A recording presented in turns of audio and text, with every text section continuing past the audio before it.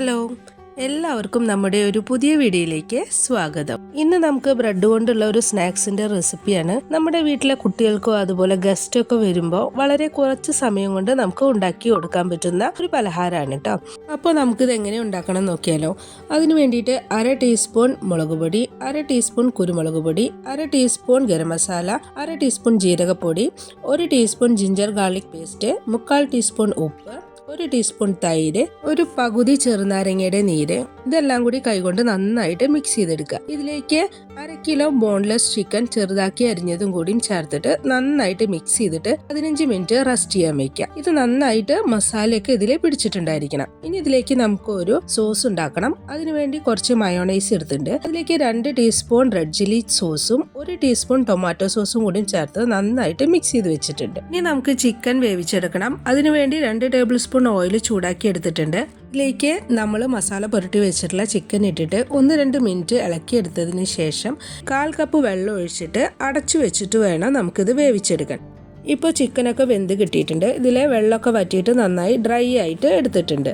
അതിലേക്ക് എന്നിട്ട് ഒരു മീഡിയം സവോള, ഒരു തക്കാളി, കുറച്ച് കാബേജ് അരിഞ്ഞതും കൂടി ഇട്ടിട്ട് ഇളക്കിയെടുക്കുക. ഇത് മീഡിയം ഫ്ലെയിമിൽ വെച്ചിട്ടാണ് നമ്മൾ ഇങ്ങനെ ഇളക്കിയെടുക്കുന്നത്. എന്നിട്ട് അതിലേക്ക് നമ്മൾ ഉണ്ടാക്കി വെച്ചിട്ടുള്ള സോസിൽ നിന്ന് 4 ടേബിൾ സ്പൂൺ സോസും കൂടി ഒഴിച്ചിട്ട് നന്നായിട്ട് മിക്സ് ചെയ്തെടുക്കുക. ഈ സോസും ചിക്കനൊക്കെ കൂടിയിട്ട് ഒന്ന് മിക്സായി കിട്ടിയാൽ മതി, അല്ലാതെ ഇത് ഡ്രൈ ആയിട്ട് കിട്ടുമൊന്നും വേണ്ട. ഇനി നമുക്കിത് ഓഫ് ചെയ്ത് വെക്കാം. ഇത് നമ്മൾ ബ്രെഡ് വെച്ചിട്ടാണ് ഉണ്ടാക്കുന്നത്.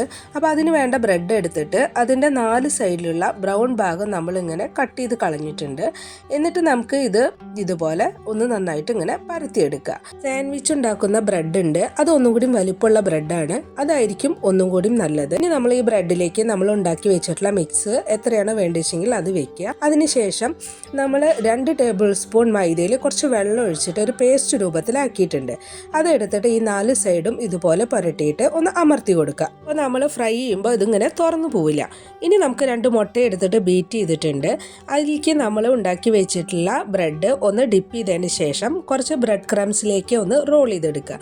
ബ്രെഡ് ക്രംസ് എല്ലായിടത്തും ആവുന്നത് വരെ നന്നായിട്ട് റോൾ ചെയ്തെടുക്കുക. ഇതുപോലെ നമ്മൾ ഉണ്ടാക്കി വെച്ചിട്ടുള്ള എല്ലാ ബ്രെഡും മുട്ടയിൽ ഡിപ്പ് ചെയ്തിട്ട് ബ്രെഡ് ക്രംസിൽ റോൾ ചെയ്ത് വെച്ചിട്ടുണ്ട്.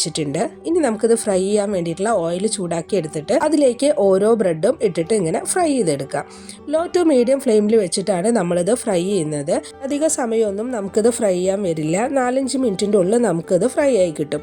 ഇത് ഇതുപോലെ ഒരു സൈഡ് ഗോൾഡൻ ബ്രൗൺ നിറമാകുമ്പോൾ ഒന്ന് മറിച്ചിട്ടിട്ട് മറ്റേ സൈഡും ഇതുപോലെ ഗോൾഡൻ ബ്രൗൺ നിറമാകുമ്പോൾ നമുക്കിത് എണ്ണയിൽ നിന്ന് കോരിയെടുത്തിട്ട് ഉപയോഗിക്കാം. വളരെ കുറഞ്ഞ സമയം കൊണ്ട് നമ്മൾ ഉണ്ടാക്കിയെടുത്തിട്ടുള്ള ഒരു സ്നാക്സ് ആണ്. വളരെ സിമ്പിളാണ് നമുക്കിത് ഉണ്ടാക്കിയെടുക്കാൻ. അപ്പോൾ എല്ലാവരും ഈ റെസിപ്പി ട്രൈ ചെയ്ത് നോക്കിയിട്ട് അഭിപ്രായം പറയണം കേട്ടോ. എൻ്റെ വീഡിയോ എല്ലാവർക്കും ഇഷ്ടപ്പെട്ടെങ്കിൽ ലൈക്ക് ചെയ്യാനും ഷെയർ ചെയ്യാനും സബ്സ്ക്രൈബ് ചെയ്യാനും മറക്കരുത്. നല്ലൊരു റെസിപ്പിയുമായി അടുത്ത വീഡിയോയിൽ നമുക്ക് വീണ്ടും കാണാം.